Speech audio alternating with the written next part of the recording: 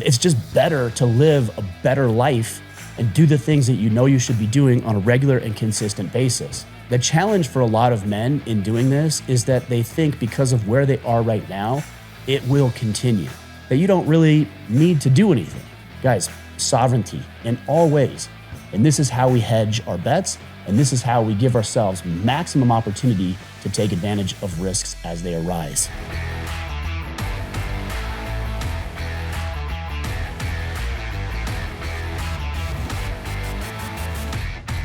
There's no question that men are more inclined to take more risks than our female counterparts, but just because we're inclined to do it doesn't mean that we should. But that being said, there are opportunities in your life that will present themselves, or opportunities that you'll need to create. And being a man who is willing, able, and capable of taking calculated, measured, bold risks in his life is the one who's going to have the most achievement. The most achievement in his relationships, the most achievement in his physical health, his prosperity and financial abundance, and his quality of life. But that's not to say it comes without its fair share of challenges and maybe even some roadblocks and some things to be aware of when you're deciding whether or not to ask that woman out on a date or start that business, start a family, invest in a new opportunity, et cetera, et cetera. So today, what I want to do, guys, is talk with you about 5 things that you can do, not only to calculate the risks that you're taking, but to ensure that the risks you're taking are going to be worth it and give you the best chance of return. Now, inherent in risk is the potential for loss. That's why it's a risk. So first and foremost, you have to be aware that whatever I share with you and whatever you do doesn't mean that all of the threats are going to go away. It just means you're going to position yourself best to handle and deal with them as they arise, and then decide if taking the risk is worth it or not. So let's jump right into this. Number 1, you men have to know what you want. If you don't know what you want, any risk could potentially look like a great opportunity, but unless it's measured against something that you've spent a lot of time pondering, thinking about, planning for, preparing for, you don't really know if that risk is worth it or not. It might just be reckless unless you spend time thinking about what you want out of your life. And you can do this in 2 major ways. Number 1, I am a huge proponent of having a vision statement. And a vision statement is one of 2 things: a direction for your life. It could be goals-based, like the things that you want to have with your business and your relationship. Or for me personally, I choose to adopt a values-based vision. And a values-based vision is based on the values and the principles and the core beliefs that I have as a man. So not so much goal-driven, but how I want to show up. So I want to show up powerfully for my family and my friends. I want to show up powerfully in this business. I want to be diligent. I want to be focused. I want to have the financial capital through my discipline and efforts. I want to be prudent and smart with my resources so that I can do the things that I want to do. These are the values and the principles that I have in my life. But how many times have you been asked, what do you want out of life, and not really had a very good answer? This is one of the things that I see inside of our brotherhood, the Iron Council, all the time. When new men come into the Iron Council, I'll ask them what they want, and they give me some loose answers: a little bit of money, maybe a better marriage, maybe some experiences down the road or opportunity. But if I ask them to get even more specific than that, they have a very difficult time doing it. How much money? What does a healthy relationship actually look like? What kind of business would you start? How do you see yourself promoting in your current career path? So if you don't know exactly what you want, it doesn't really matter what risk you're looking at or what you're not looking at. It's irrelevant, and it's not measured against something that you want. This is the way that we can actually take more risk that is calculated, smart, intelligent, and is more likely to pay off because we're measuring it against what we want out of life.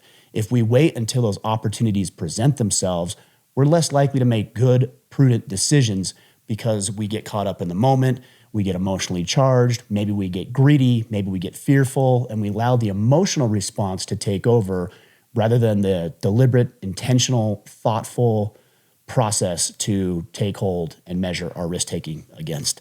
Number 2, when it comes to taking risks, not all risks are the same. As they say, no risk, no reward, or the bigger the risk, the greater the reward. That is not necessarily inherently true. I know of plenty of situations in a former life. I was a financial advisor, and I could show you all sorts of investments that had a huge opportunity to create a return, but they also brought a lot of risk that maybe an investor was not willing to shoulder. But I also saw other investments that had that were relatively safe as far as the risk taking goes, or the potential for return, but they had a huge amount of risk associated with it. So that's not something I would be interested in. Low return, high risk. But what you need to do is you really need to measure every chance that you're taking in life against the potential reward and the potential loss. So if we're talking about asking a woman's hand in marriage, for example, that's a risk. The risk is she could say no. And you have to ask yourself, is that something I'm willing to live with? If we're talking about creating financial abundance or investing in the stock market, you might say, I have $100,000 to do that. Okay, that's fine, but can you lose $100,000? If the answer is no, then you're not prepared to take on that risk. If the risk is starting a business and you have a mortgage to pay and consumer debt and your wife and your kids to take care of and everything else that comes with being a man, then maybe right now, if you haven't hedged your bet and you're not in the best position, then starting a business is not really the best thing to do. I know this is not sexy advice. In fact, most of the advice that you hear on the interwebs, especially in this space, is counter to that. Burn the boats, go all in, burn the bridges, like that kind of stuff. And when you ask these individuals who give that advice, if that's what they did, more often than not, the answer is no. So take a look at the risk you're thinking about taking and ask yourself, is there a potential reward, or is this just an unnecessary risk that puts myself in physical, emotional, spiritual, financial danger? Or is this something that has a likelihood of paying off in a way that is in alignment with step number one, the vision that I have for myself? Now, number three is to hedge your bets. Sometimes when you hedge your bets, you're actually minimizing the potential reward that you could get through the risk that you're taking. But I'm not talking about hedging not by going all in. What I'm talking about is making sure that every aspect of your life is shored up. In a lot of ways, we refer to this as sovereignty. So I'll give you an example. Let's say that you've got $100,000 and you'd like to invest $100,000. And you are presented with an opportunity from a friend who owns a business. They're looking for funding and they need investors and they have a spot for $100,000. Now, this is how you hedge. If you're not and have not been up to that point actively working on improving your financial situation and you say yes to that investment, you are open for a huge amount of risk that doesn't have to be that way. So let me explain. If all I have is $100,000 and that's literally all that I have to my name, and I don't have great income and I don't have great cash flow and I don't have great money management skills and my work and career is on the rocks right now, and I decide to go ahead and invest that $100,000, man, that's a bold move, and you better hope it pays off, because if it isn't, you're going to find yourself in a bad way. Now, let's look at the same scenario in a different set of circumstances. Your friend comes to you with a business opportunity. He needs $100,000 in funding. You've got the $100,000. But over the past 5 years, you've been prudent knowing that opportunities like this will present themselves. So you've paid off your consumer debt. You have more money set aside. You've been diligent in working in your career and getting promotions and making yourself indispensable. You do a budget. Your wife and you are on the same page with how your money management works. You're setting money aside. You know the ebbs and flows. The debt's paid off. Consumer credit score is good. You've been doing all of the work that you need to be doing, knowing that something would present itself. Same level of risk, right? Objectively, it's $100,000. You could win it big or you can lose.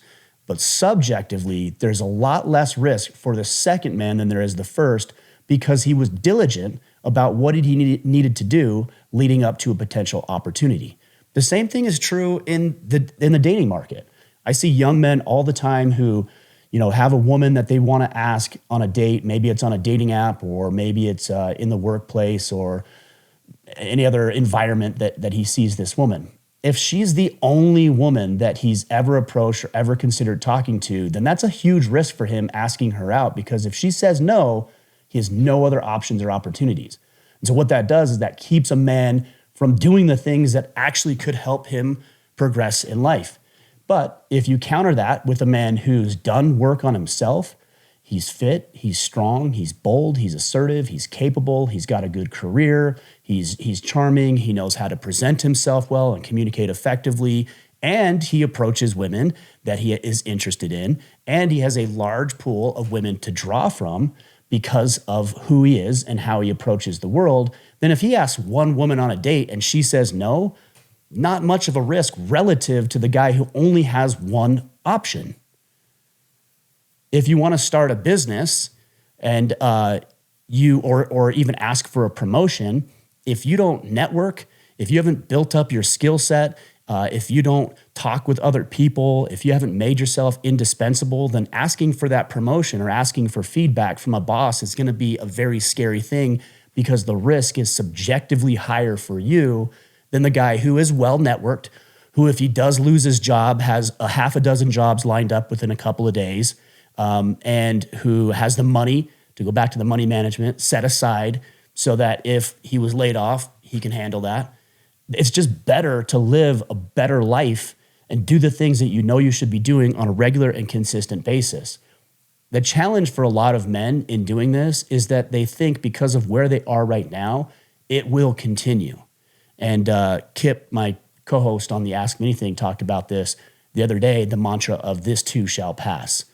So you think because you're in a fairly good position right now that you don't really need to do anything, that you can continue to be mediocre in your marriage, that you can continue to scoot by in your career path. But what you don't see is that maybe your wife has some dissatisfaction in the marriage.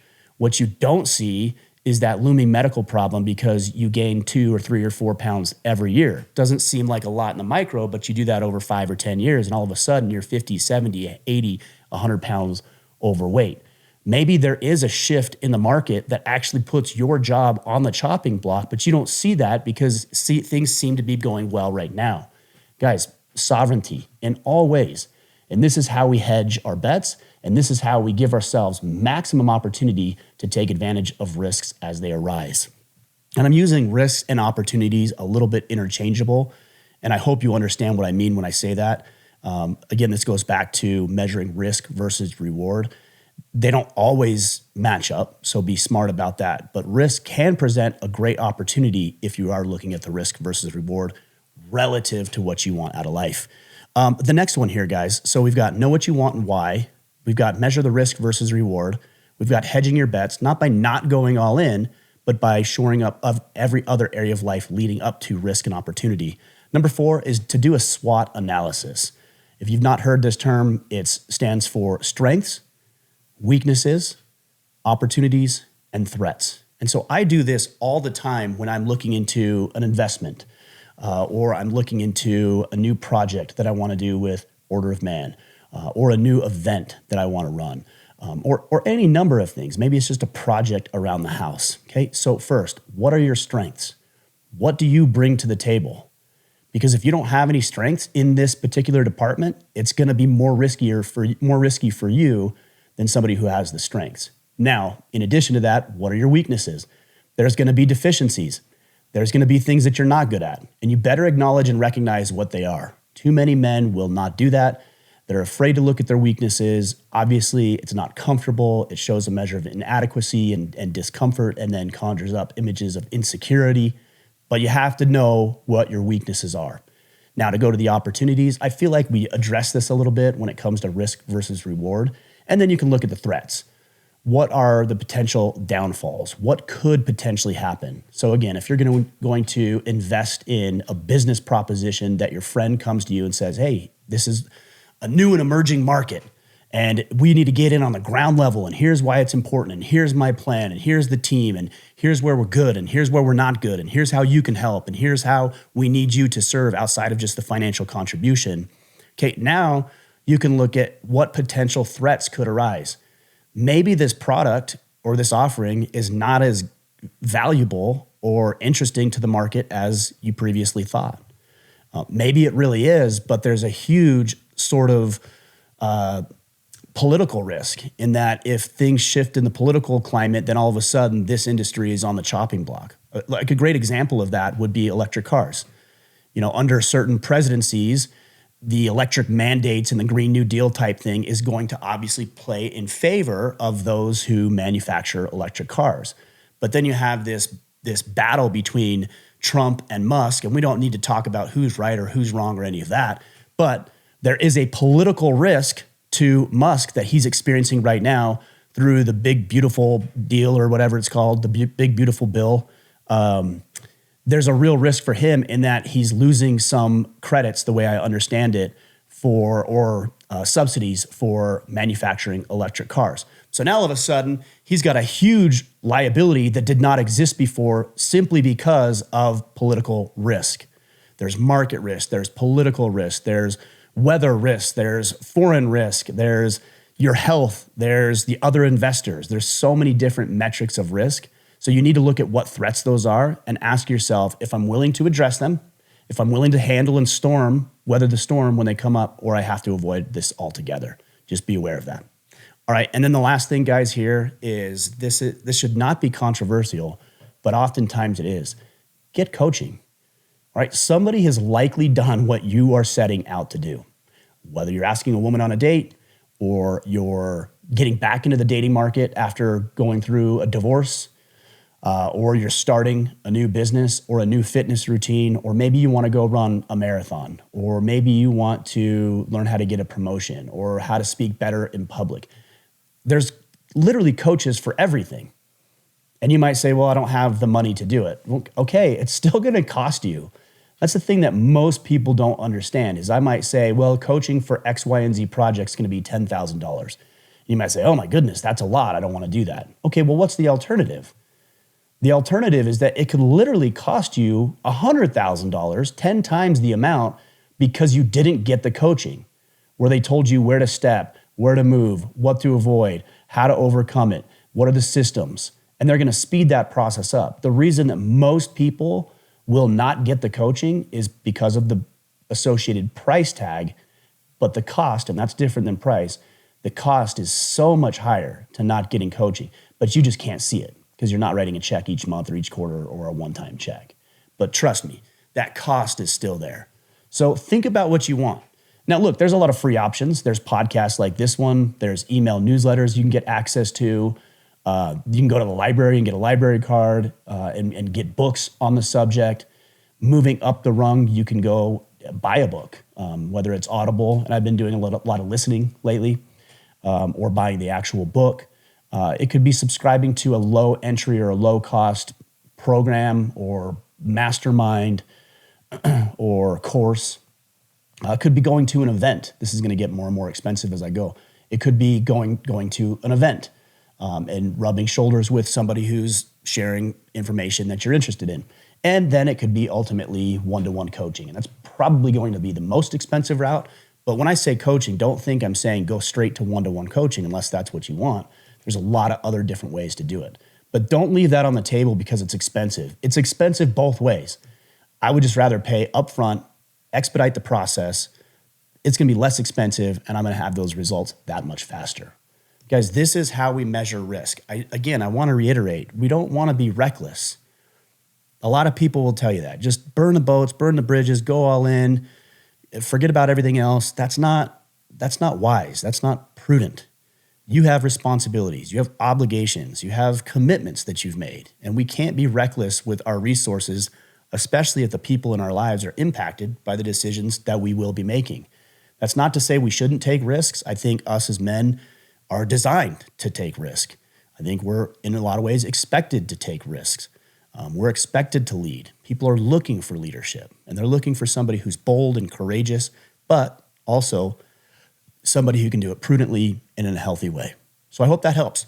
And I'd love to hear what kind of risks you're taking, what kind of projects you're engaged in, what opportunities are presenting themselves, where you might be getting hung up. And if you connect with me at orderofman.com, you can sign up for our email newsletter. Or if you'd like, hit me up on Instagram, send me a message, a direct message, and let me know what you're working on or comment on a post that I make to follow up this podcast on taking risk. All right, guys, I hope that helps and I hope that serves you. I want to see more of us take risk, but I want us to do it in a smart, intelligent, prudent way that will inevitably produce the results that we desire. Have a great weekend. We will be back on Tuesday of next week. Until then, go out there, take action, take risks, and become the man you are meant to be.